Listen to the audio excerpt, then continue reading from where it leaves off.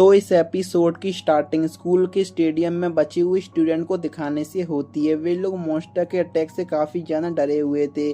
वहीं थोड़ी देर बाद मूवी अपने मोटू दोस्त और जुमिन के साथ वहां पर आता है। उसे भी स्टूडेंट को देखकर अंदाज़ा हो गया था कि वे लोग काफ़ी ज़्यादा डरे हुए हैं। जिसके बाद हमें स्टेडियम के कॉर्नर में टीचर को एक ग्रुप को दिखाया जाता है। वे लोग अब आगे क्या करना है इसके बारे में सोच रहे थे।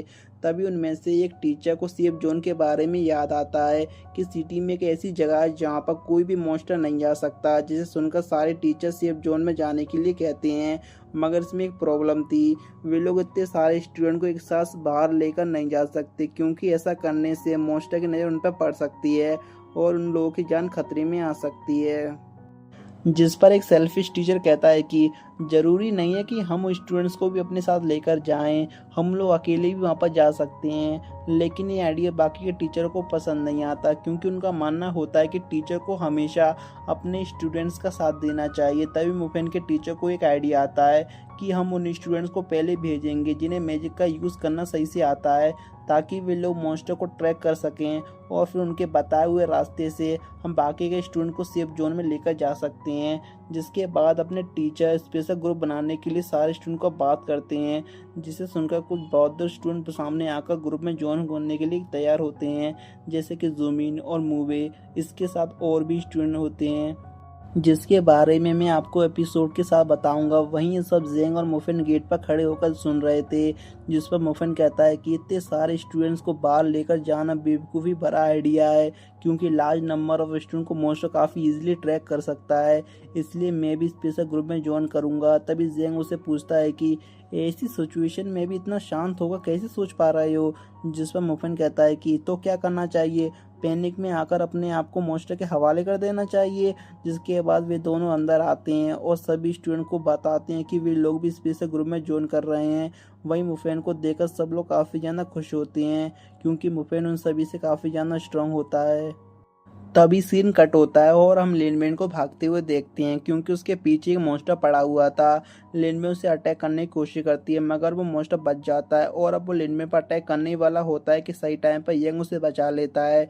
जिस पर लिनमेन उसे थैंक्स बोलती है और फिर यंग के पूछने पर बताती है कि उसने अंडरग्राउंड होल स्प्रिंग को ब्लैक ऑर्गेनाइज से बचाने के लिए मुफिन को भेज दिया है, जो कि इस वक्त सेफ जोन की तरफ जा रहा है। हालांकि मुझे उसकी एग्जैक्ट लोकेशन नहीं पता। जिस पर यंग कहता है कि ये चीज़ तुमने काफ़ी अच्छा किया, क्योंकि कोई सोच भी नहीं सकता कि अंडरग्राउंड होल स्प्रिंग एक स्टूडेंट के पास है। साथ ही में वो ये भी कहता है कि मुफिन एक स्टूडेंट है, वो इस क्राइसिस में नहीं बच पाएगा, इसलिए हमें जल्दी से उसे ढूंढकर उसे अंडरग्राउंड होल स्प्रिंग की बोतल लेनी होगी। तो इस तरफ सारे स्टूडेंट स्कूल के बाहर आ गए थे और टीचर के कहने पर वे लोग अपने बैच को टच करके अपना रूप बदल लेते हैं, ताकि वे लोग आसानी से मैजिक का यूज़ कर पाएं। तो दूसरी तरफ हम मुनिंग को अपने डैड के साथ सेफ जोन में लैंड करते हुए देखते हैं। वहीं जो सोल्जर मुनिंग के डैड को अंदर लेकर जा रहे थे, उनसे मुनिंग पूछती है कि स्कूल से कोई आया है फिर नहीं। जिस पर सोल्जर कहता है कि नहीं, अभी तक तो कोई भी स्टूडेंट यहाँ पर नहीं आया है। जिसे सुनकर मुनिंग को और भी ज़्यादा मुफिन की चिंता होने लगती है। तो इस तरफ टीचर स्पेशल ग्रुप के सभी स्टूडेंट्स को अलग अलग होकर मॉन्स्टर को ट्रैक करने के लिए कहती है। जिस दौरान जेंग को एक वन आई रेड मॉन्स्टर दिखता है, इसलिए वो बाकियों को यहाँ पर बुलाती है। मगर जब टीचर और मुफिन वहाँ पर आते हैं, तब वो मॉन्स्टर वहाँ से गायब हो चुका था। ये चीज़ देखकर जेंगो को समझ में नहीं आता कि आखिरकार वो मॉन्स्टर अचानक से गायब कैसे हो गया।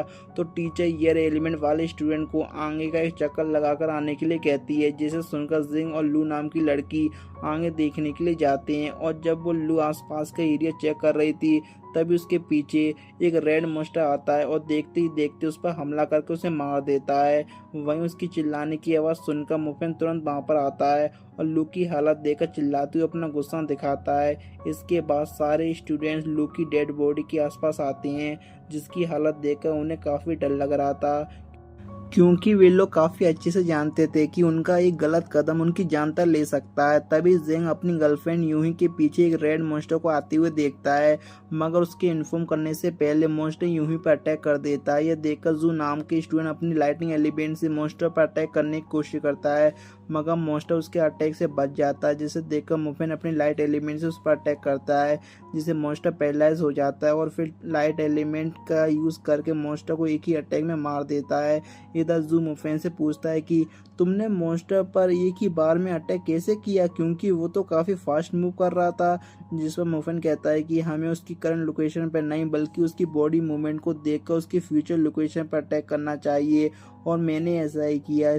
इसके बाद जुमिन लो की बॉडी को लेकर आती है, जिसे देखकर सारे स्टूडेंट निराश हो जाते हैं, क्योंकि दो मॉन्स्टर के एक साथ अटैक करने पर वे लोग उनके सामने टिक नहीं पाए, जिसके कारण उनकी मेंबर मारी गई। जिसे सुनकर मुफेन सभी से कहता है कि ये टाइम डरने का नहीं है बल्कि हिम्मत जुटाकर बाकी के स्टूडेंट को सेफ जोन तक लेकर जाने का है, और हमें हार मानकर लो के सेक्रीफाइस को जाया नहीं देना चाहिए।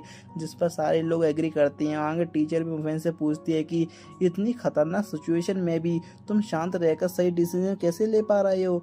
जिस पर मुफेन कहता है कि मैंने 2 सालों तक सिटी हंटर ग्रुप में काम किया है, वहाँ मैंने ऐसे कई सारे मॉन्स्टर के साथ फाइट की है, और उसी के कारण आज इतना शांत रहकर डिसीजन ले पा रहा हूँ। तभी जेंग वहाँ पर आकर उन्हें इन्फॉर्म करता है कि उसने 3 वोल्फ आई मॉन्स्टर को देखा है जो अलग अलग लोकेशन पर हैं। जिसे सुनने के बाद मुफेन एक प्लान बनाता है, जिसे सुनकर फर्स्ट वाले मॉन्स्टर को जेंग अपनी पावर की मदद से अपने पीछे लगाएगा, जिसके साथ ही उसे वो ये भी बताता है कि वन आई वुल्फ मॉन्स्टर को मुड़ने में काफ़ी तकलीफ होती है, इसलिए तुम्हें सीधे भागने की बजाय अलग अलग डायरेक्शन में भागना होगा, और इससे तुम्हें उसके अगली लोकेशन के बारे में पता चलेगा और तुम उस पर अटैक कर पाओगे। जिसके बाद वो मूबे को अपनी आइस एलिमेंट का यूज़ करके सेकंड मॉन्स्टर को ज़्यादा से ज़्यादा देर तक जमा कर रखने के लिए कहते हैं, जिस पर मूबे हाँ में जवाब देता है। और फिर थर्ड वाले मॉन्स्टर से लड़ने के लिए वो सभी से कहता है कि हमें एक साथ अपनी अलग अलग पावर का यूज़ करके मॉन्स्टर पर अटैक करना होगा, जिससे मॉन्स्टर को अटैक करने का टाइम नहीं मिलेगा, और इस तरह हम उसे आसानी से मार पाएंगे। वहीं इस प्लान को सुनकर सब लोग काफ़ी ज़्यादा खुश होते हैं और मुफेन को उनका लीडर घोषित करते हैं। और फिर गाइस इसी के साथ हमारा एपिसोड यहीं पर ख़त्म होता है।